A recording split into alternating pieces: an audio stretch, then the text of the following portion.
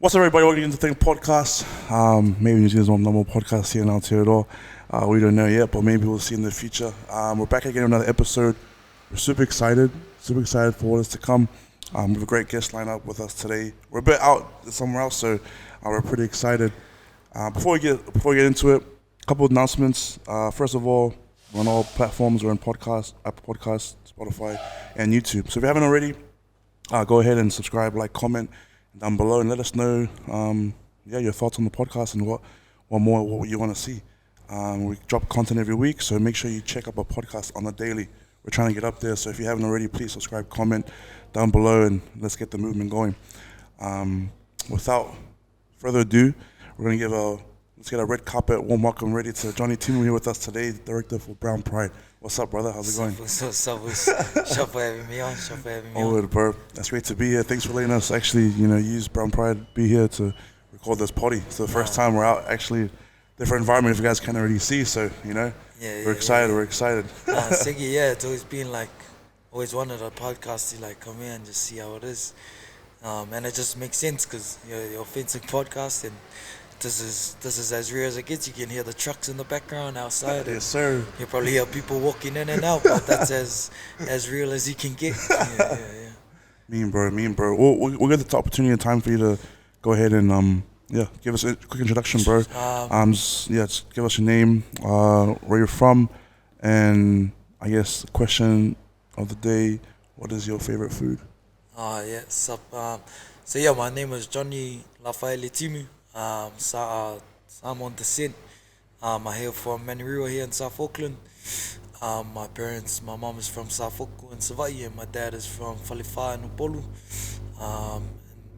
That's what I stand on. These are my roots. Grew up here in South Auckland. Went to De La Salle College. Graduated in 2013. And now we're, I think 9 years out or whatever. And Brown Pride's been open for probably 3 years, I think. 2 years, just an overview of myself. I'm 27.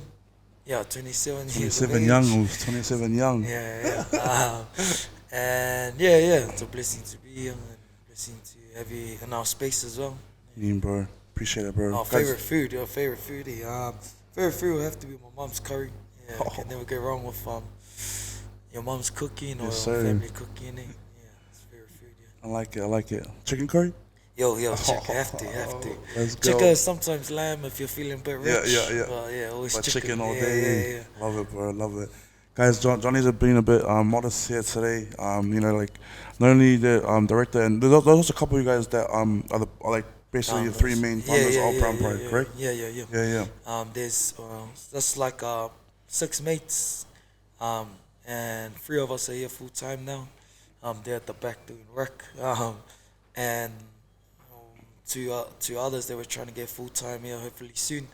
And then we have one guy over in Brisbane, and hoping one day that we can take Brown Pride over to him for him to open up. But shout out to the boys, T, Jai, Rich, Talili, and Tino over in Australia. Yeah, so that's our 6 core team members. Yeah. Shout out to those guys, bro. And honestly, guys, if you haven't already, Brown Pride here, they do such amazing things here in the community. Their own place where people can actually, especially people in the community. I mean, I guess I'll let you talk about it, bro. Just give us a bit of background on what really impacted the start of Brown Pride. Yep. How did it come about, and then you guys' goal and vision for right now? So Brown Pride was cause we all finished school and we didn't get uni. We went straight to the workforce. And we were blessed enough to have older La Salle boys that gave us jobs, and we just slowly got all of us all together. So we were working labouring jobs, went from Cadbury all together to Kunanego, even Airport Oaks all together as well. And just working normal 9 to 5 logistics jobs, and there's nothing wrong with it, but it was just it wasn't our ancestors didn't do all their work and voyage from country to country, and our parents and older generations didn't go through dorm rates, and therefore us just to slump back to the bottom, and it it took like a little mindset change and um, for us to click that we're wasting our time and wasting like our education.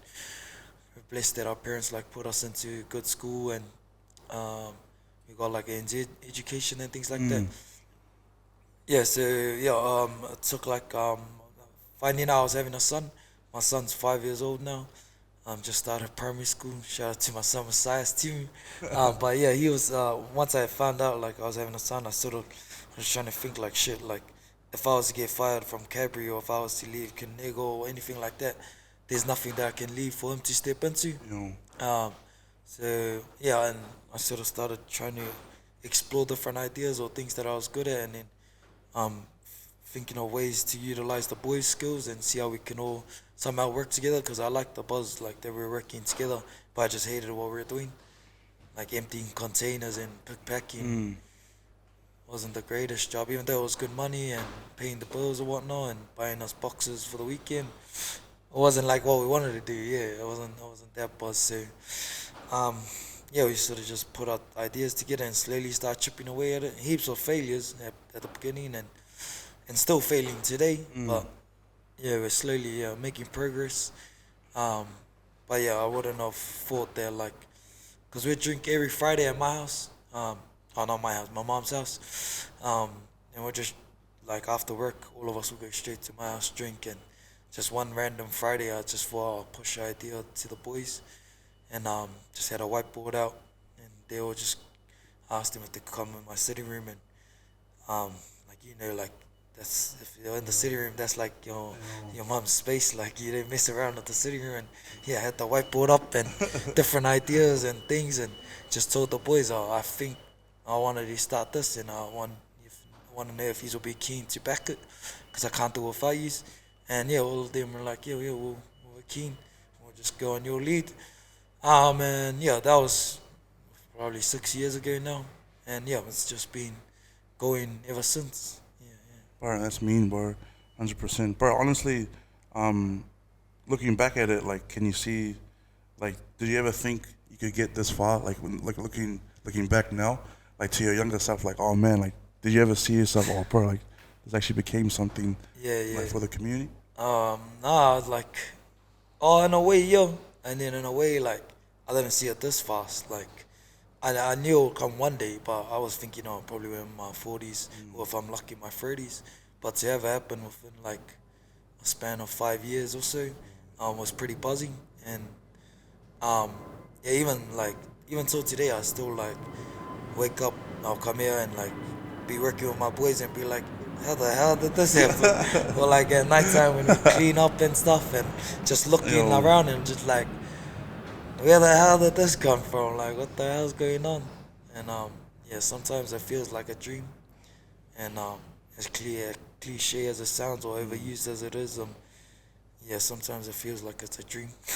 Bro, that's mean, bro. And honestly, like, I think even though it came so fast, you're right, like, in the next, like, 'cause you guys planned it, like, when you're 22, 23? Yeah. Just after our Yeah. 3, yeah. And it came into reality, like you said, two years ago, eh? Yeah, pretty much, yeah. So, bro, like, fast track 20, like, that's like, what, three?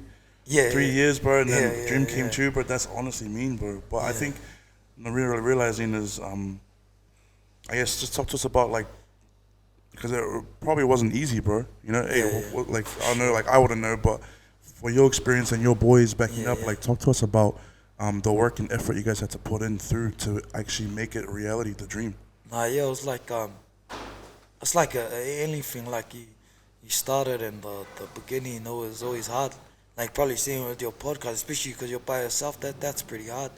So I give it up to you. And like I was lucky enough to have boys. Like anytime I felt down or felt like giving up, at least my friends were around me, and I was like, shit, I can't tell them that we're gonna do this and then like fold on them or like give up on them.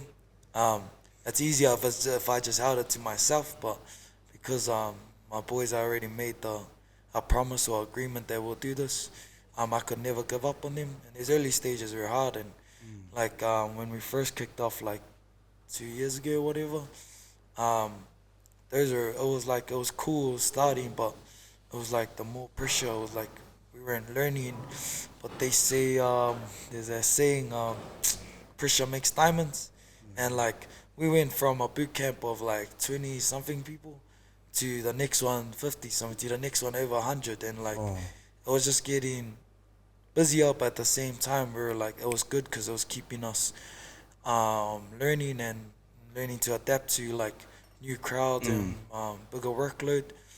So that was hard. Like early mornings were hard and things like that, but it was always encouraging knowing that people were clicking on to what we were doing. That it was more than just fitness. It was more than just like it was more than just a weight loss challenge and things like that.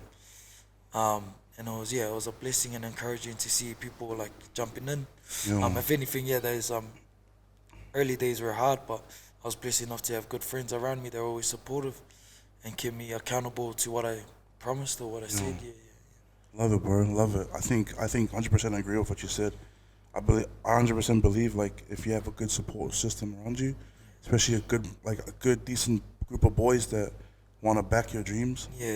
Bro, you could do so much, and I feel like that's a big thing here in actually South Auckland, and and basically in Auckland, like our Pacific boys, like we always have, I guess, a tight group. You have yourself a tight group. It's just how do you what do you see for your future, and will your boys be willing to back out each other's dreams in the future? And that's for sure, and that's where you find your real friends, like as stupid as the idea, like if I said what I was saying on that whiteboard that first night I told the boys about this brown pride or business idea, if I said it to someone random, they'll be like, what the hell?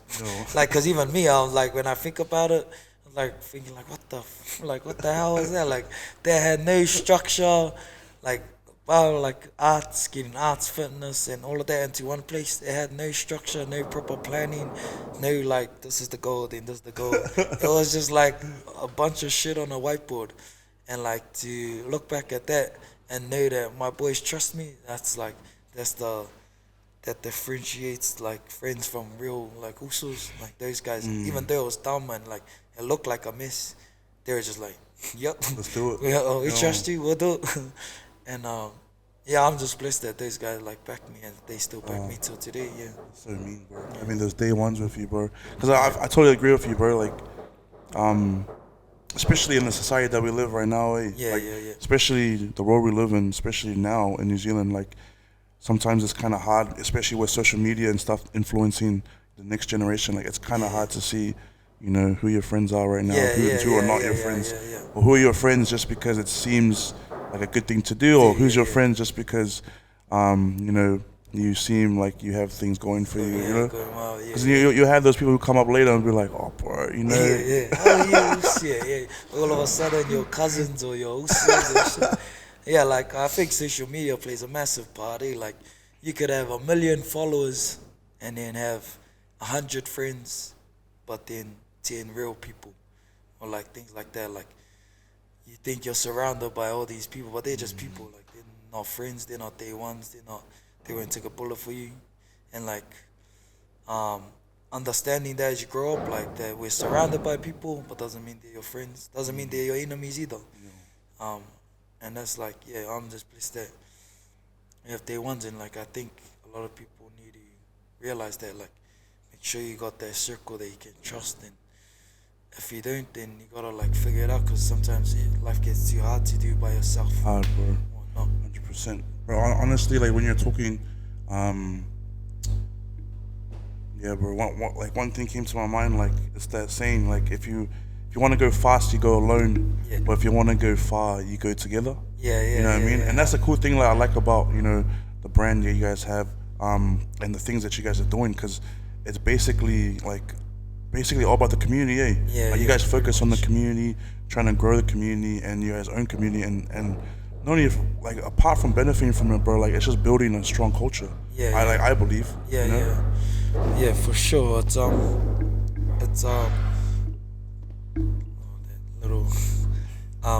it's been when we first started, it wasn't really based on people. If anything, that first whiteboard session, it was money driven. A lot of it was money driven.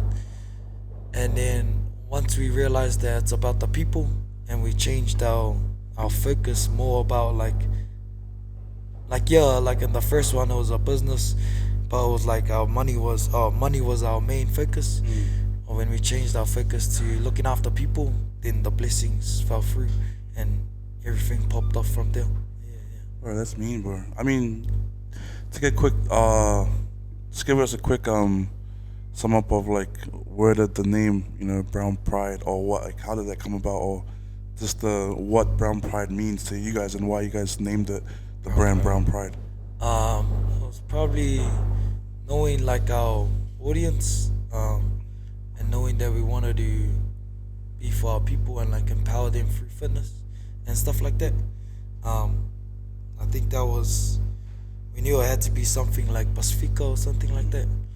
Um, and when I first started doing PT and learning like about personal training and things like that, it was I was doing a free boot camp for these old ladies at Rewa, Yeah. and they wanted to be called Brown Power.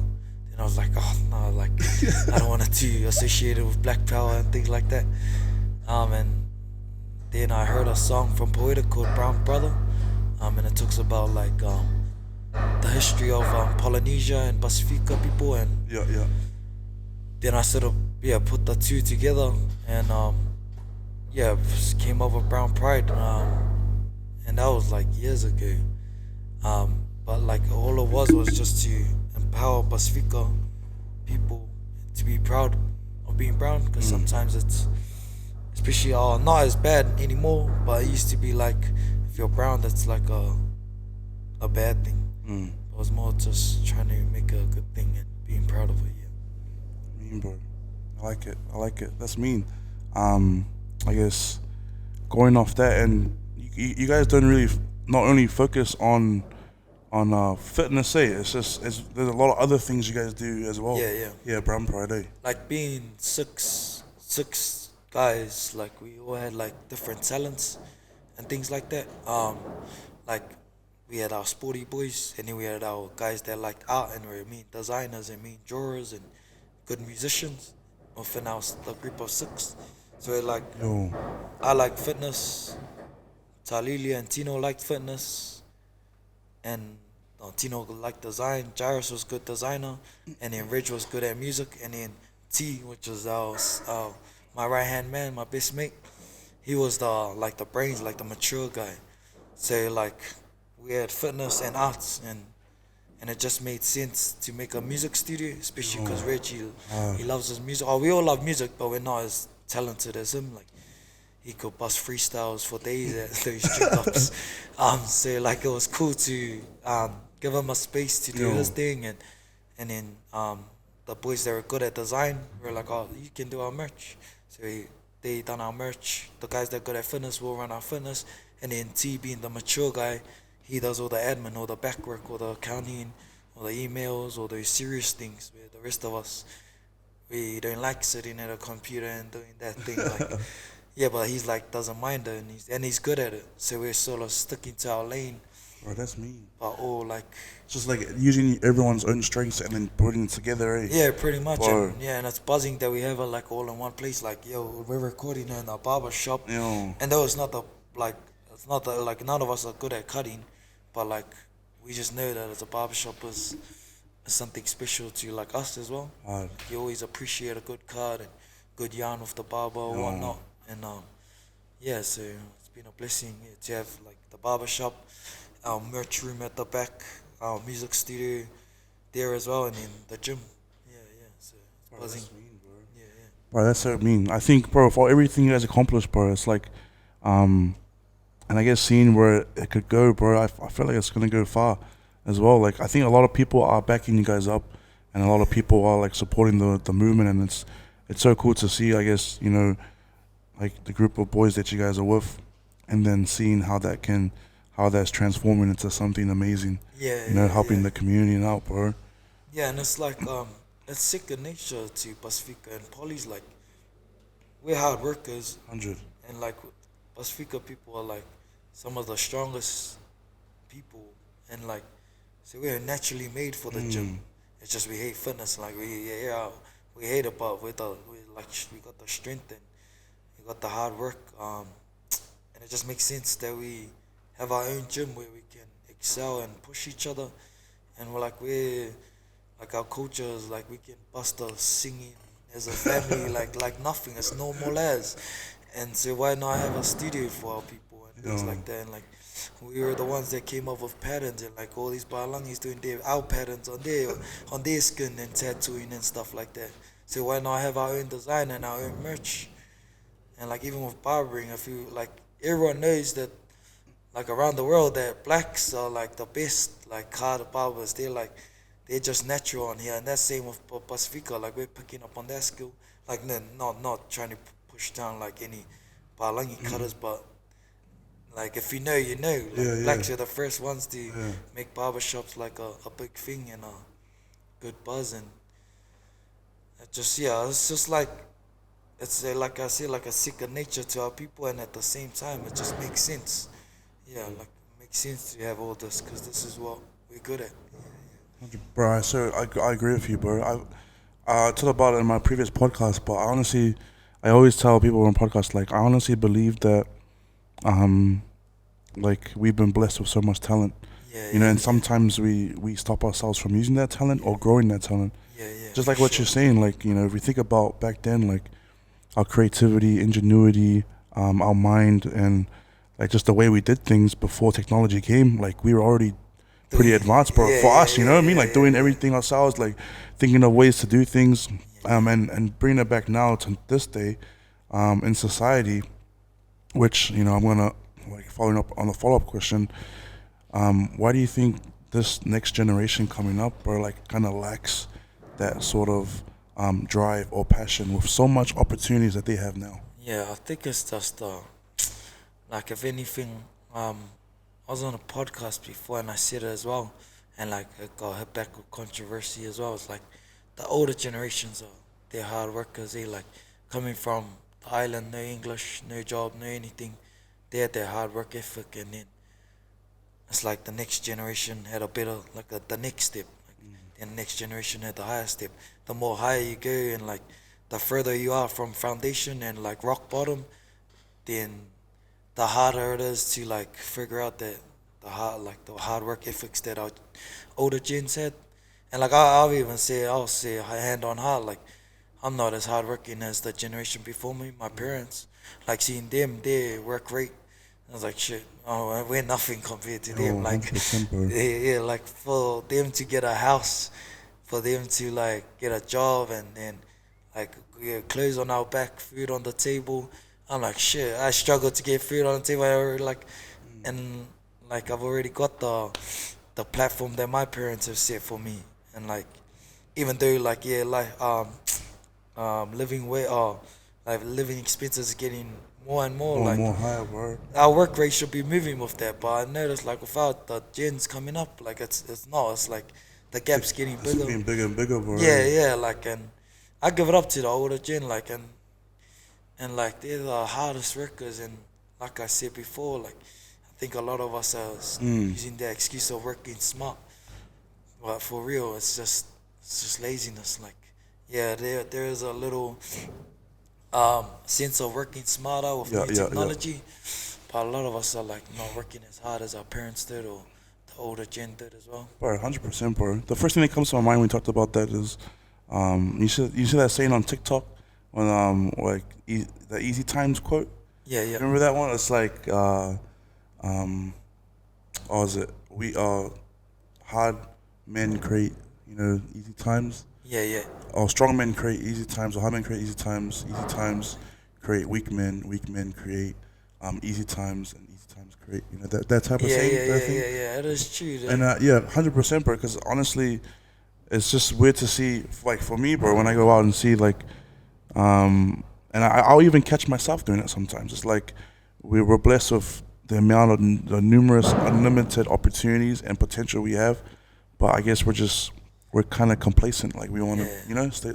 We kind of want to stick to where we want to be and just be comfortable. Like I feel like we're like somewhat spoon fed from our parents, like with everything they've blessed us with, and like a lot of guys are like, like we had the struggle, but like imagine their struggle. It was way worse than what we grew up in, and then like the next generation, it'll be less struggle for them because we're sitting the next platform and whatnot. And But like it just sucks that like, and I know like it's me as well. Like I didn't have the same work ethics as my parents, and I don't know how they were getting up and working two jobs, and that's a lot of our parents. And like I always question myself like, what happened to us? And then I look at the younger dudes, I'm like, what happened to them? We're bad. Look at them, they're worse.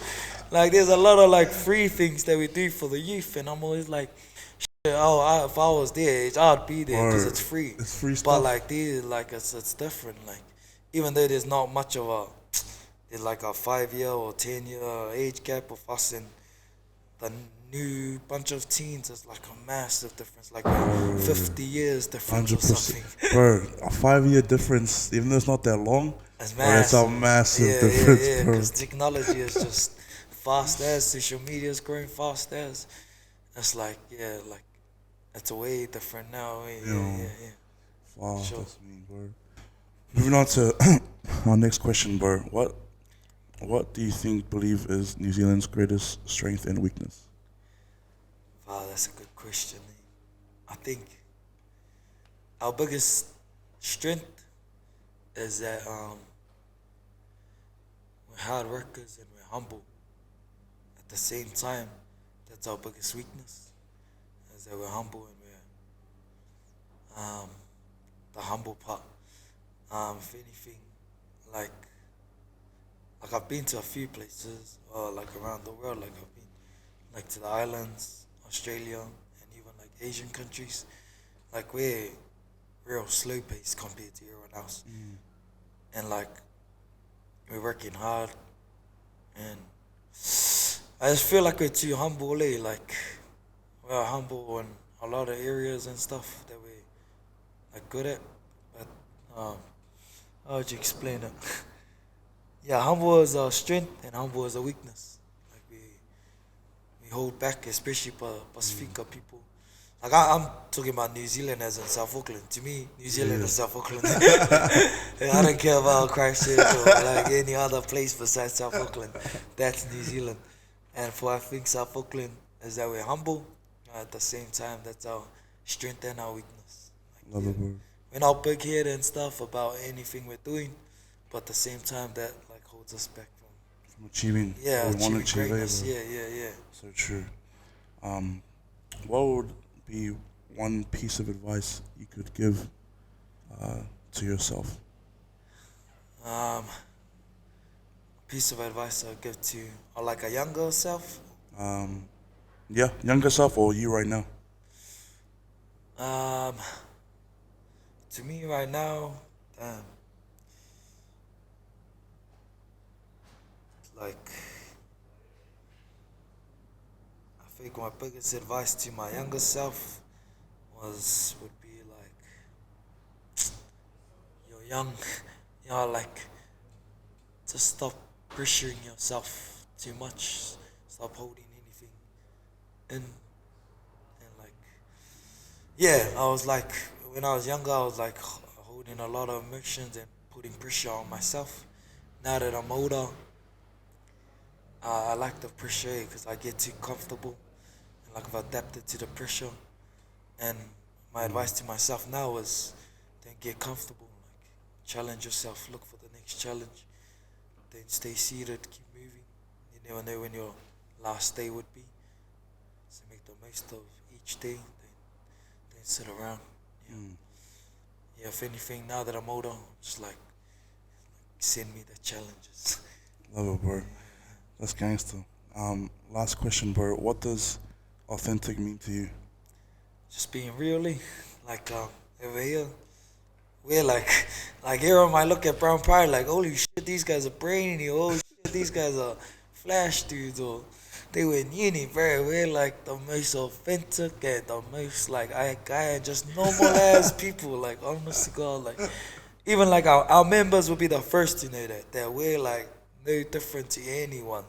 As much as like people might put Brown Pride on a pedestal or um like heroes of South Auckland or whatnot, or like doing all this shit for community.